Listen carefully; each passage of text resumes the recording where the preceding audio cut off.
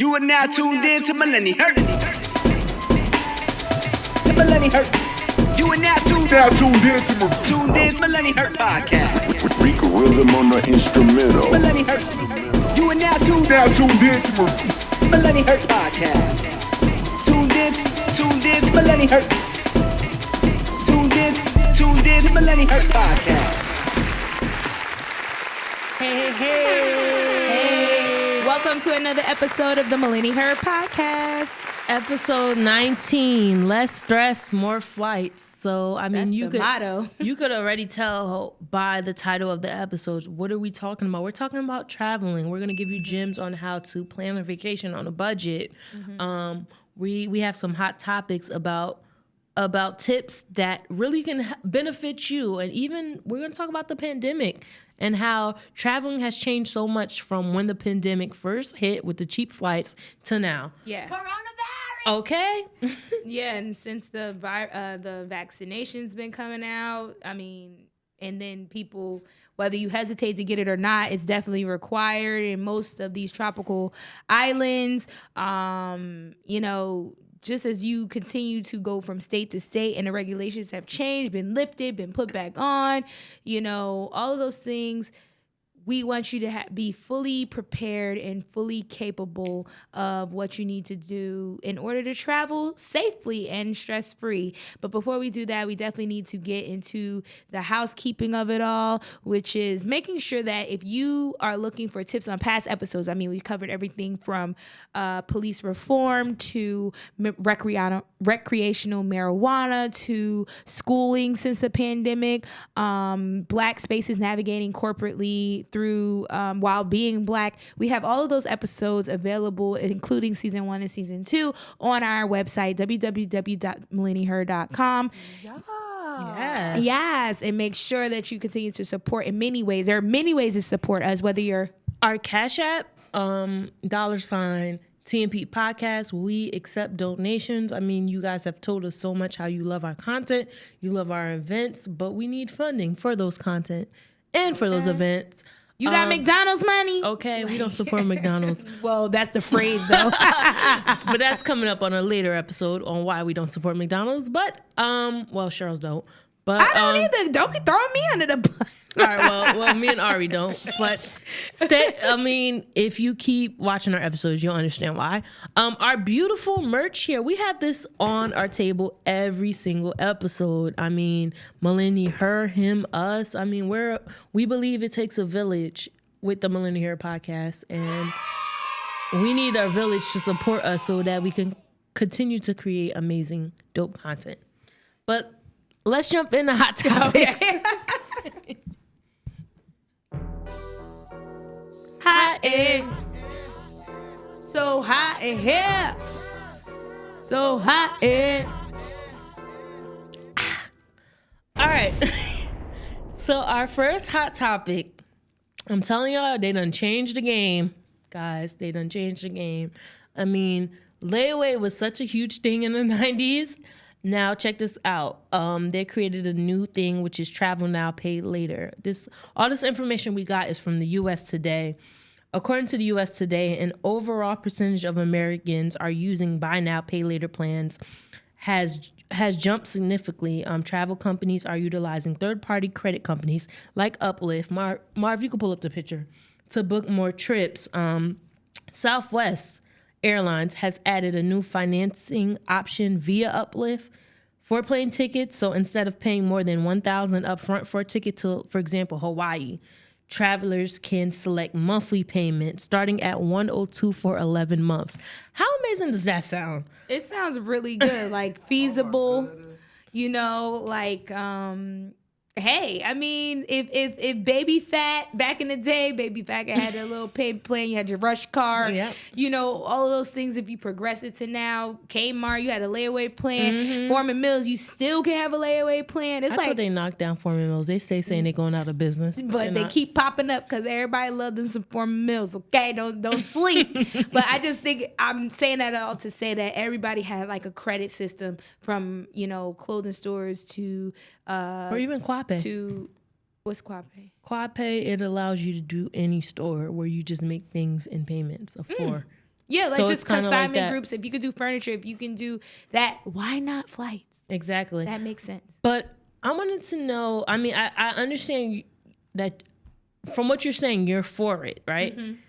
But are there any downsides to that? Like, are there any Yeah. negatives to that? And what would be the negatives to, now that this option is available to everyone that's flying? What would be the downside?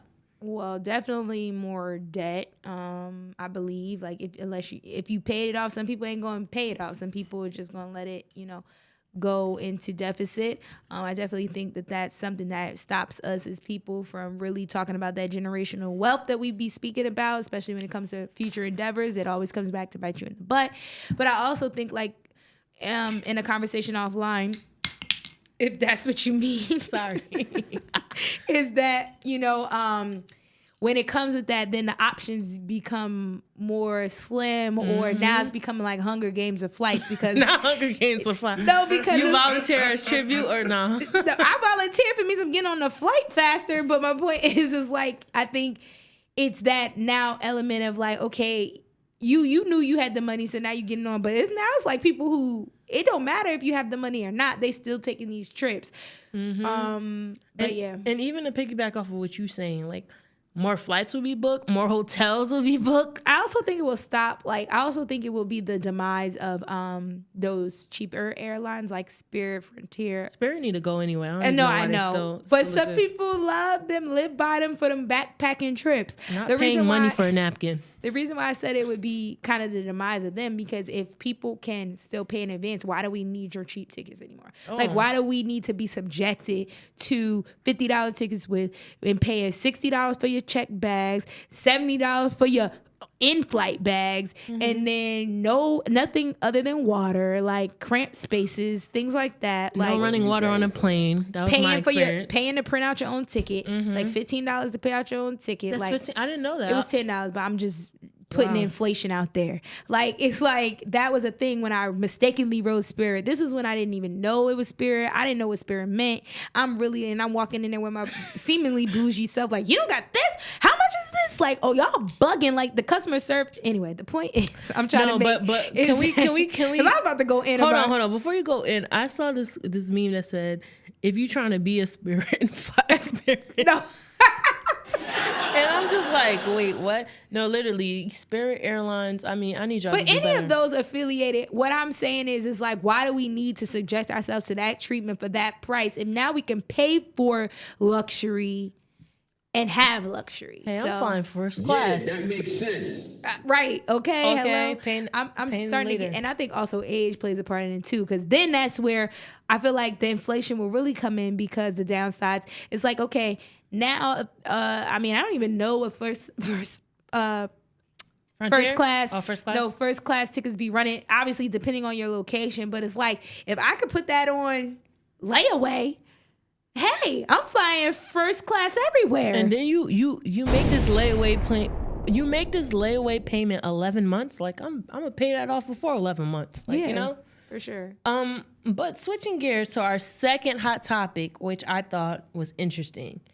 So there's been a high rate of millennials and Gen Zers going on solo trips, according to Ford. In this study, in 2017, Princeton Survey Research Associate, they revealed that 58% of millennials worldwide are willing to travel alone, compared to 47% of the older generation. The study also found out that 26% of millennial women have already traveled solo, while a further of 27% said that they haven't, but would consider going on a trip by themselves. Solo travel will further driven by Generation Z population. Aria, we talked about this offline, but would you travel solo, or did you travel solo? And if so, what are your boundaries with that? What are your limits with that? Because I can go in on mine, but go ahead. Oh, you travel solo? No, I've never traveled solo. Oh, okay. But I have.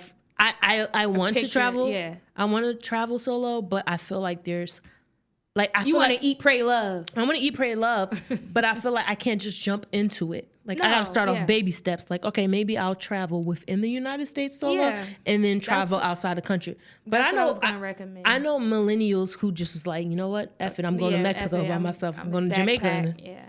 I have traveled solo numerous times, for the most part because of my business and trade.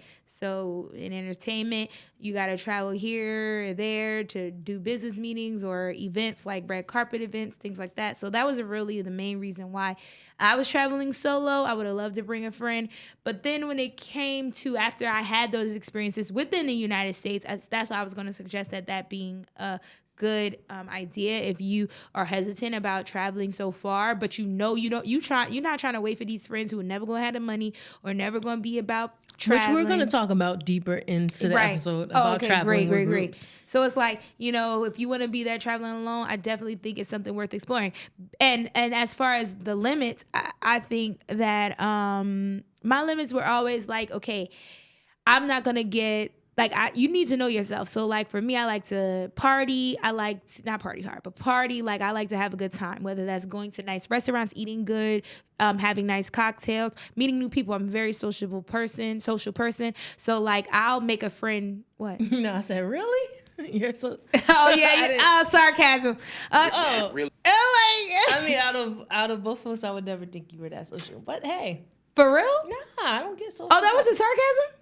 Nah, it was real. Oh my gosh. It ain't shade, but this it's just make me think she don't know me at all. She don't know me at all. Oh my gosh. But no, I'm very social person as far as like getting to know people. Like if I'm by myself, I'm make friends. I'm gonna make it make sense. And if you're local, for sure, because it's like you're gonna take me to the local spot.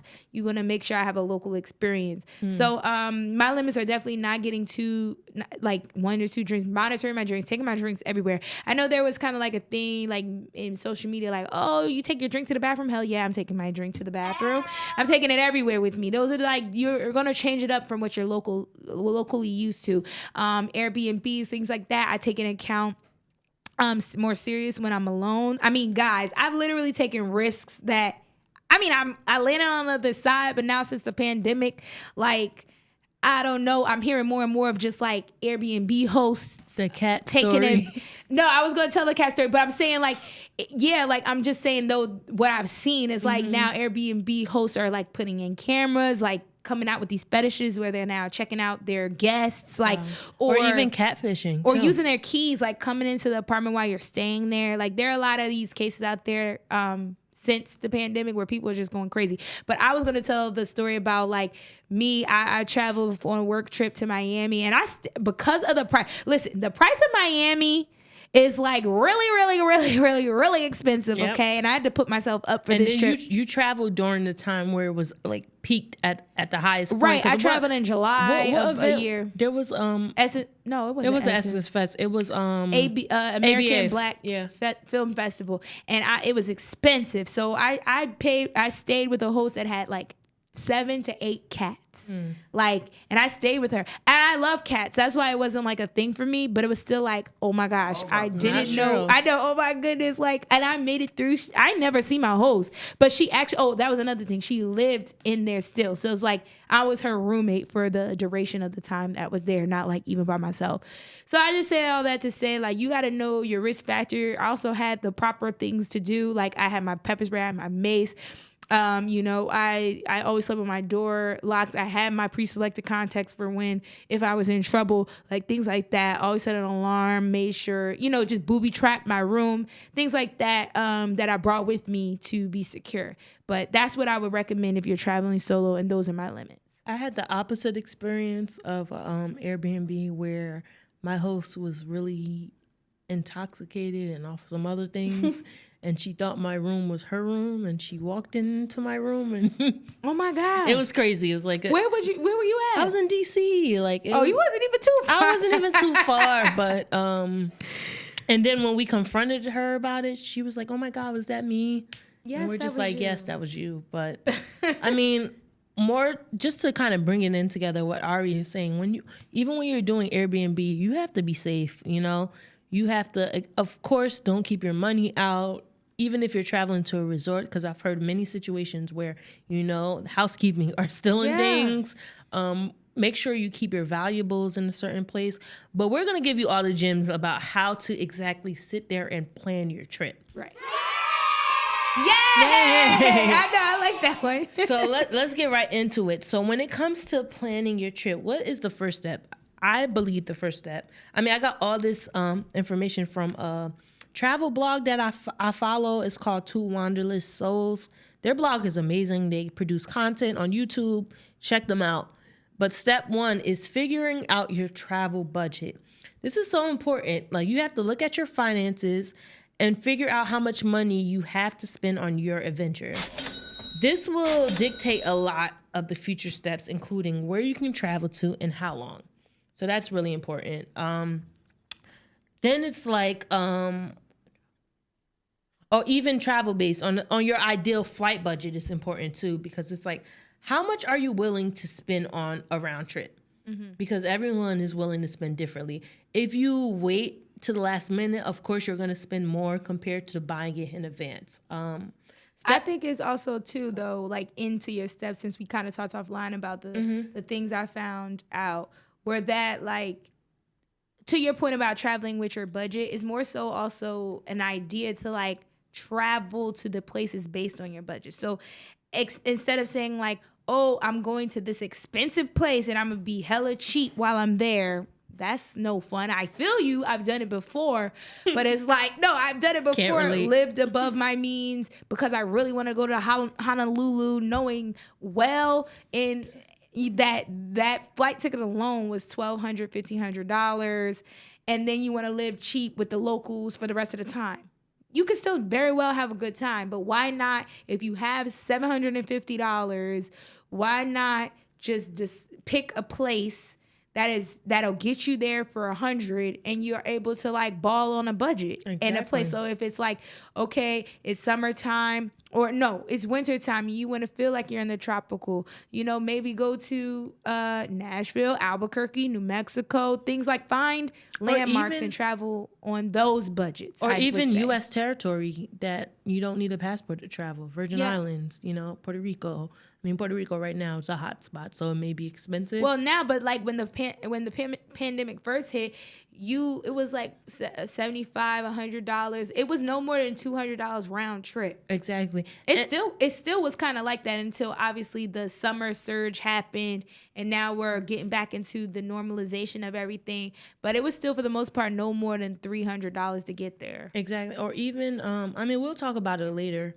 But I was just saying, maybe travel on like literally on your budget. Like if you got $750, then go to a place that $750 will run you long. Yeah, and that makes sense. A lot of people don't realize that these low key islands really be the ones, because they're all inclusive. They're all inclusive, and not a lot of people travel to them. So like, for example, when we were talking about U.S. territory, look into the Virgin Islands, look into Nevis, like those islands that not a lot of people travel to.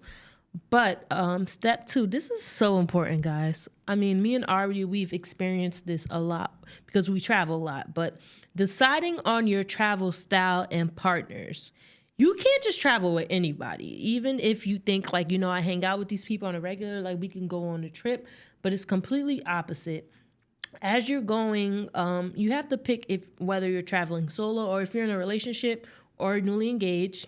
If you're traveling with your partners, you have to also pick the group of friends that you travel with, because you can start that group chat.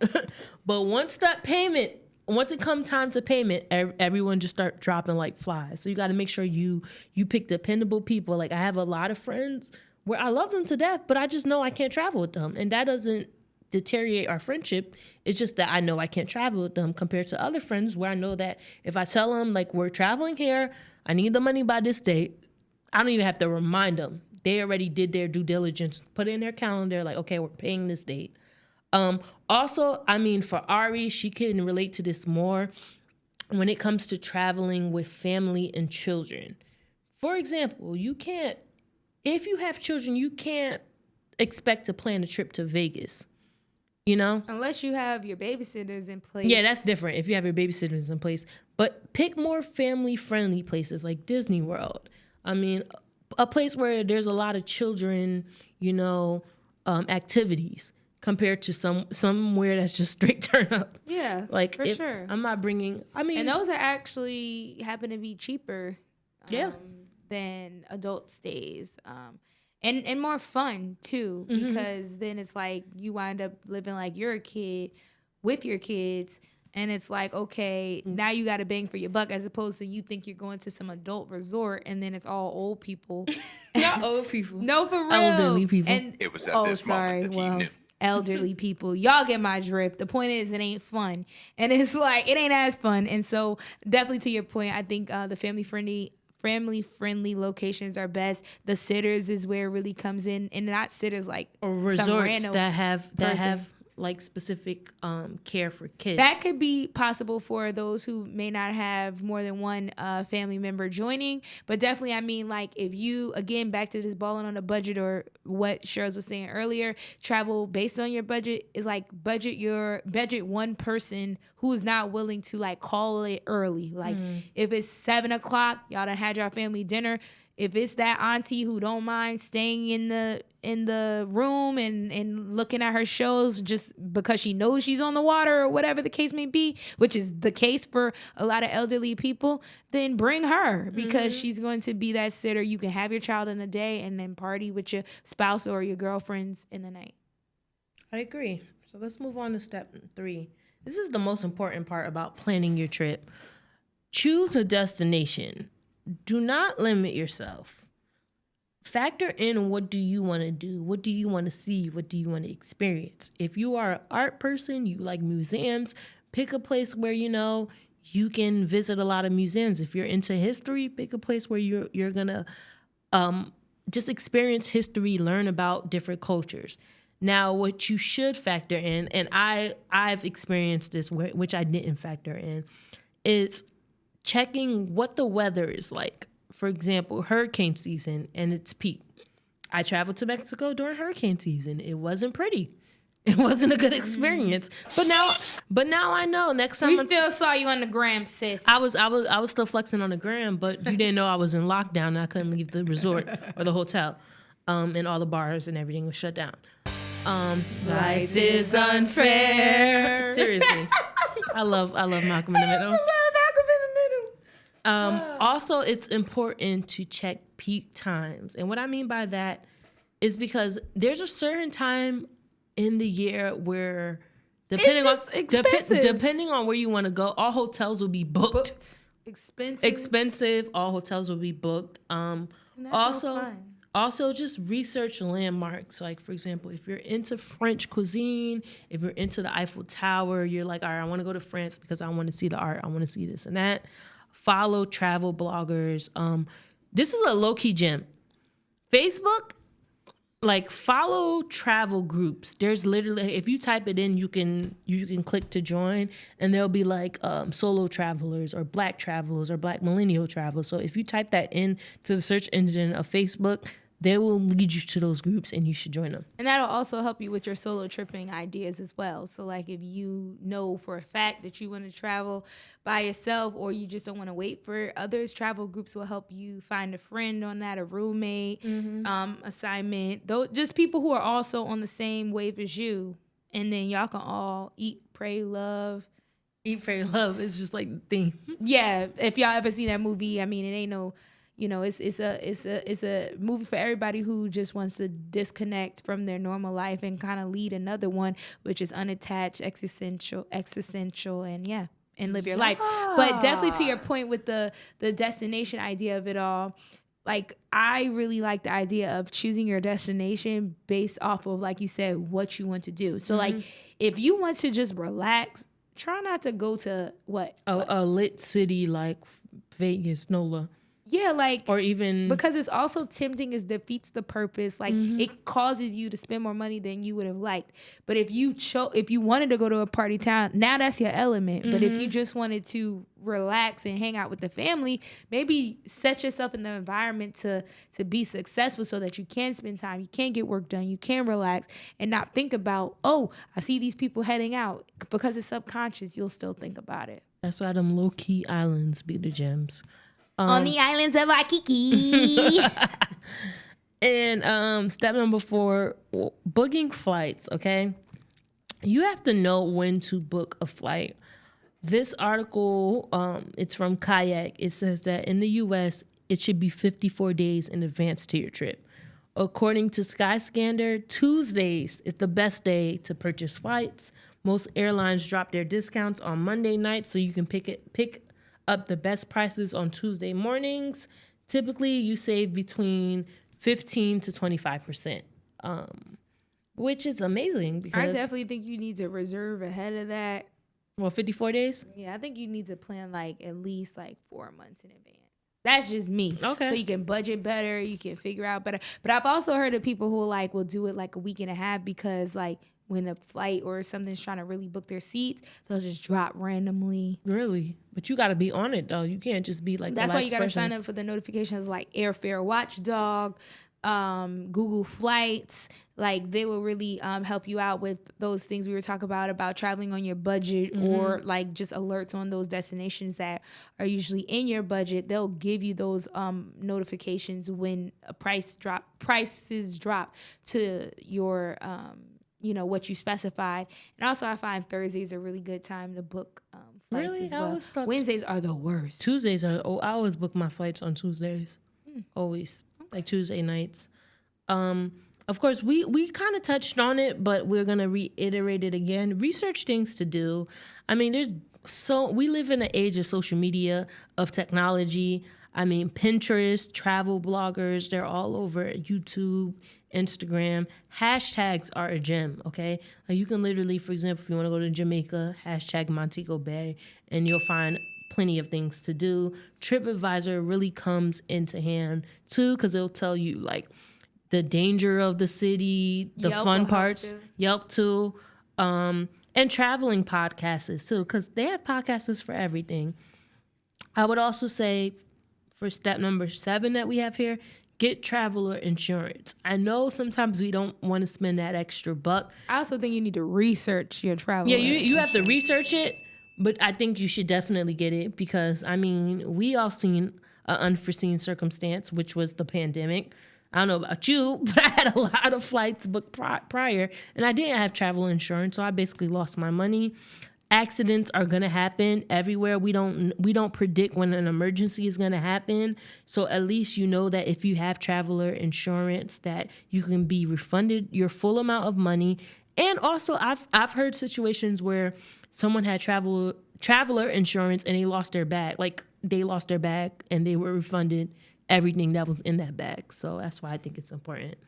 I just say you should research it only because like they always have those caveats where it's like, okay, we only refund you or change your flight if you've had a death in a family or something that's very, very emergency based, as opposed to if you just got sick or if you don't have childcare anymore or if any of those things that are still to me very important and to most Americans very important, or most travelers, and it doesn't get covered. I mean, like you said, with the exception of the pandemic, most people didn't get their money back because they didn't have traveler's insurance. But it's almost like in an ideal world, you wouldn't have got your money back anyway because it doesn't fit into the criteria of their traveler's insurance benefits.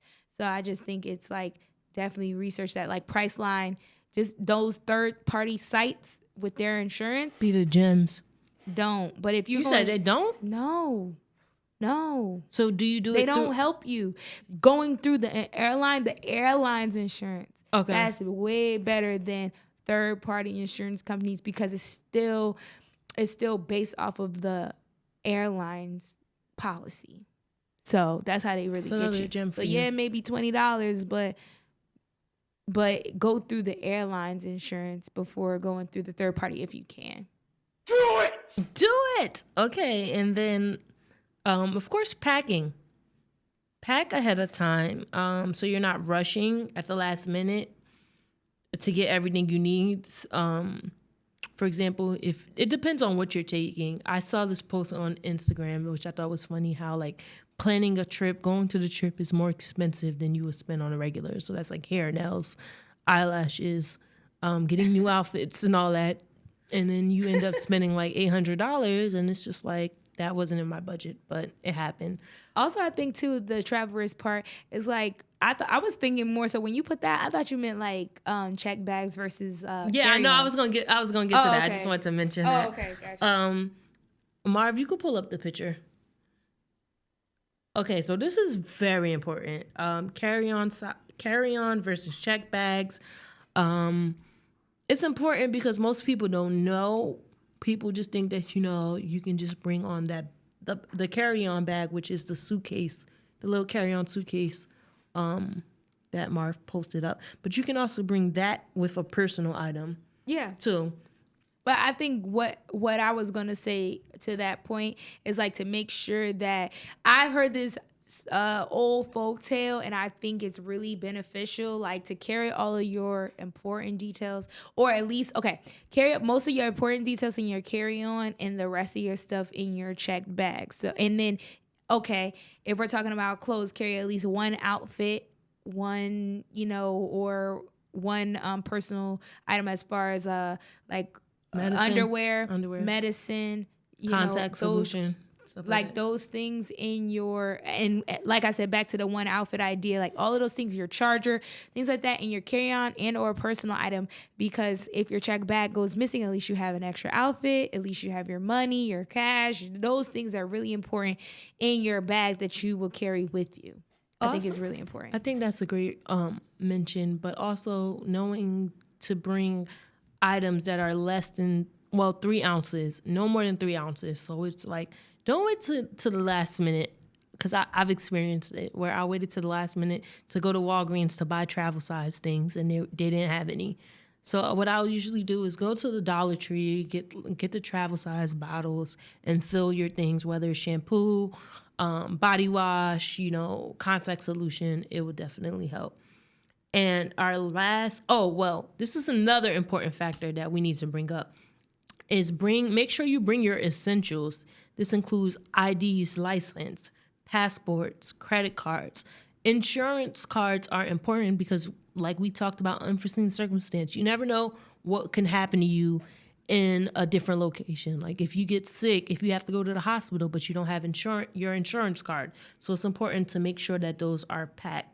And our last, even though you can find that out from like customer service or something like of your insurance provider, it just stops the delays. It makes it easier of you being serviced.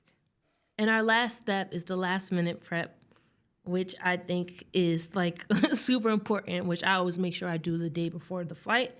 Is I check into my flight, and I start getting prepared, because I personally like to do like early travel.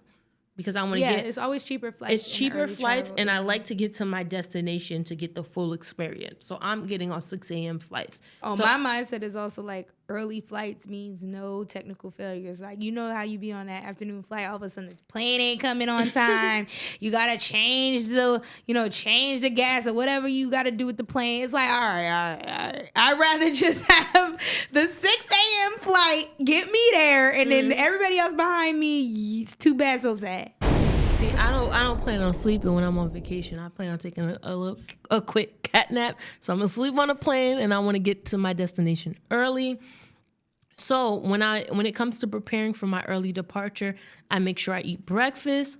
The night before, I confirm with my transportation. If I ask Ari to drop me to the airport, I'm calling Ari, and like I'll probably remind her like 3 times that week, but I'm telling her like, listen, this is the time of my flight. This is the time I'm trying to get to my airport. Do you need me to call you to wake you up? Because I'll do that. So I'll do that, and I'll make sure, or even if you're just getting a Lyft or Uber, you can always schedule those. You can always schedule those too, and just make sure you get it early, because nothing is worse than knowing your flight is about to take off and it's boarding time and you're rushing through TSA and security check. But kind of switching gears. Oh wait, are we not doing our quiz? Oh yeah. Okay. We can do that. Okay. I skipped that. It's okay. No, I was just like, I did this quiz, sis. Let's do this. It's a quiz Shirlz found off of BuzzFeed that basically determines if you travel the world, they'll reveal your personality type.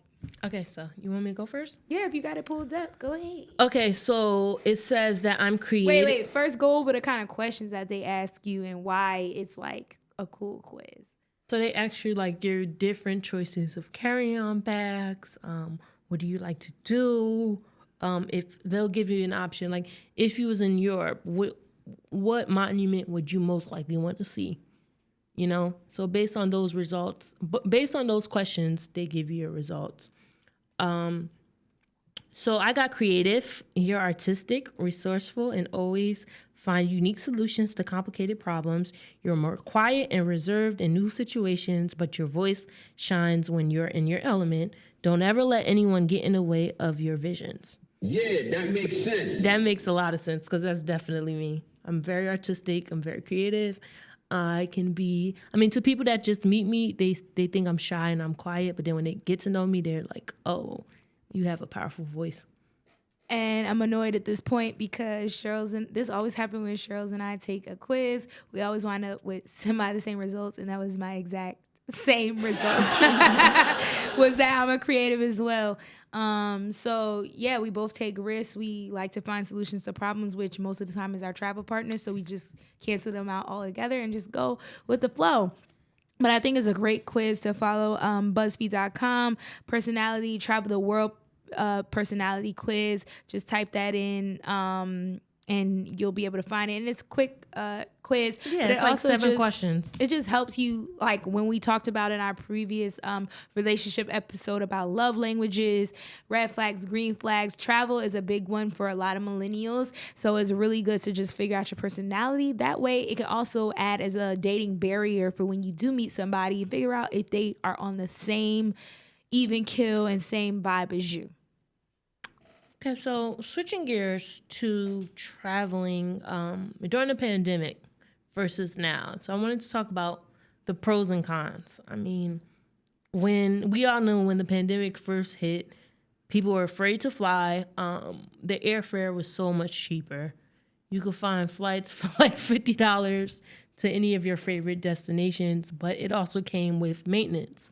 So you're required to get a COVID test, and after you travel from your destinations, you're required to quarantine for 14 days, especially if you're flying from outside the country. So I want to ask you, did you travel during the pandemic? And if so, what was the difference compared to, regular travel before the pandemic or now?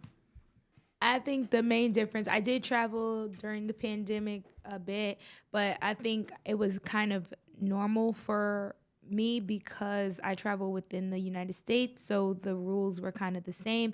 And then also, I adapted to the changes that were being made. So instead of flying, I did RVing, I did, driving, road trips, things like that, where I could control the people I was around, be comfortable, and also make new experiences of it. Because, listen, Black people RV, okay? We like to camp too, or glamp. Most And that is glamp. right. So I was glamping in my RV. But anyway, my point is, I did travel. It was differences, but for me personally, not as many. What about for you? I traveled a lot during the pandemic. I was the person that was like on Expedia at 1 a.m. looking up flights. I traveled outside the country during the pandemic, and You was a risk taker. I was a risk taker, but it's all about precaution, and which I did. I did my due diligence, which I still do now, even though, the vaccines came out. I still do my due diligence because I know I live with people who are at a high risk of COVID. So I did my COVID test. I wore my mask. I had my hand sanitizer. I social distance as much as possible, but when I was traveling, there was nobody in the middle seat, so it was good. Oh, yeah. Now it's like you make a bit. social distance, but then you have us all on top of each other. So what's the point? But like I said, it all came with maintenance. As long as you did your due diligence, then you were okay, Like if I can go to an event, why not travel? But Ari already kind of discussed traveling on a budget. There were just a few other things, right? Yeah, Like, there that was we just a wanted to few talk? other things that we wanted to mention. She talked about choosing a destination based on the flight prices, book summer trips in winter months, which I thought, or holiday trips after another major holiday, which when you added this to this, I was like, yo, this is the gem. Big facts. Because they all go down just like after Christmas or after Halloween, all the candy gets discounted. It's the same thing with the flight prices. And then you put check COVID protocols mandated to gain access to the destination, because when COVID was at its high, there were certain countries that weren't allowing you in. So there's Jamaica.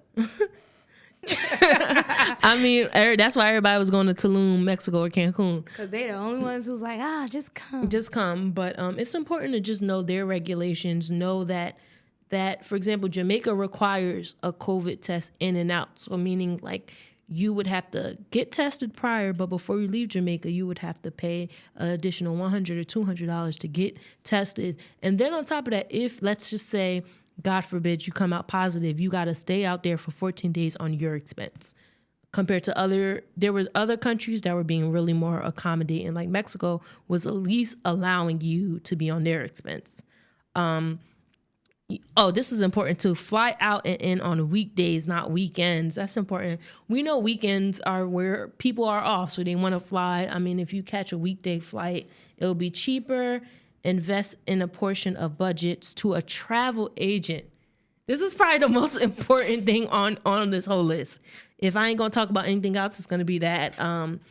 Travel agents are literally God sent angels. I've traveled on a trip with a travel agent. It was the best trip I ever had. Literally, because it's like you tell them what you want, and they like paint. They're like artists. They handle everything for you. They tell handle everything. You all the tips of like incentives. Because they get incentives and they get extra perks when they refer more people to their resort. So you get all of the amenities. You can upgrade from a regular room to a suite because of them, just off the strength of your travel agent. Mm-hmm. And these are ways to also save you money, because most of the time the travel agents are getting kickbacks from referring you than your just initial payment. So think about it that way. Like, you may not be paying them a lot, but the resort is giving them incentives. That back end. Yeah.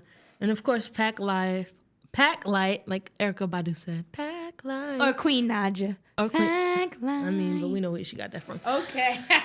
We gonna respect Queen. We gonna respect Queen Badu, but you save money when you use carry-ons. I mean, I get it. Like, you might not be able to bring your full bottle of lotion, but you'll be okay. Especially if you're only traveling for 4 days. And of course, Ari, you can drop the last gem. It was kind of piggybacking off of our consignment layaway situation from earlier in the episode.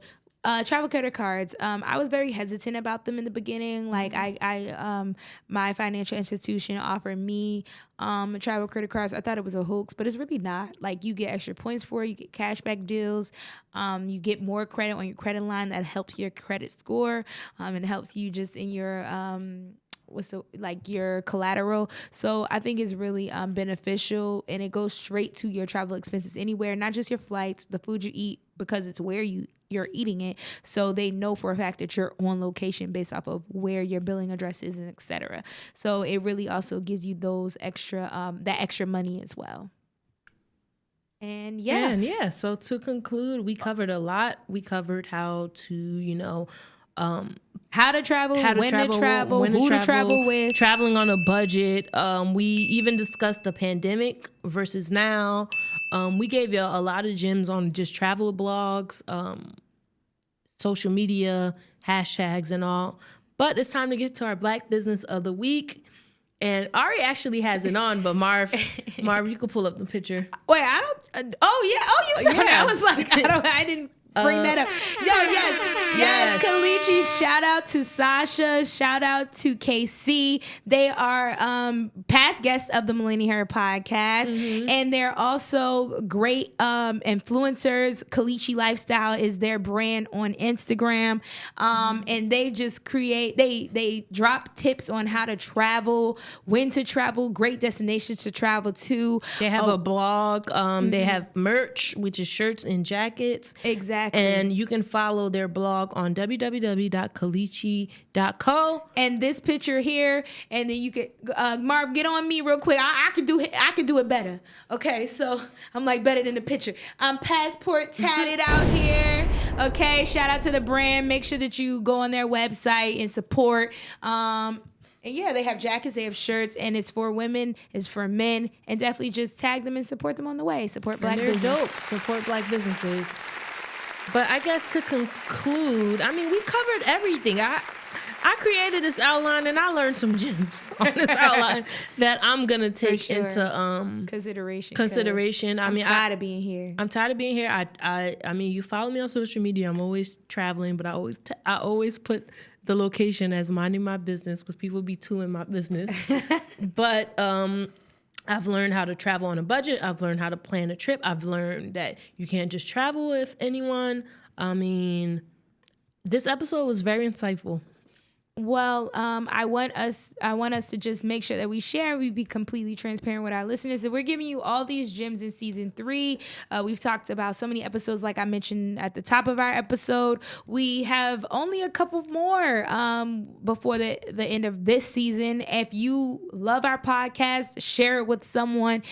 Comment, like, follow, subscribe to our YouTube, and continue to just tell us what content you would like to hear moving forward. So we only have a couple. We're open to ideas. We're definitely open to ideas. Make sure that you continue to support us and be on the lookout for our season finale. But until next time, it's the Millenni-HER.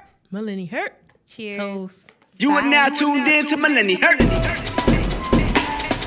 The Millenni-HER. You are now tuned in to Millenni-HER podcast. With Rico Rhythm on the instrumental. Millenni-HER. You are now tuned in to Millenni-HER podcast. Tuned in to Millenni-HER. Tuned in to Millenni-HER podcast.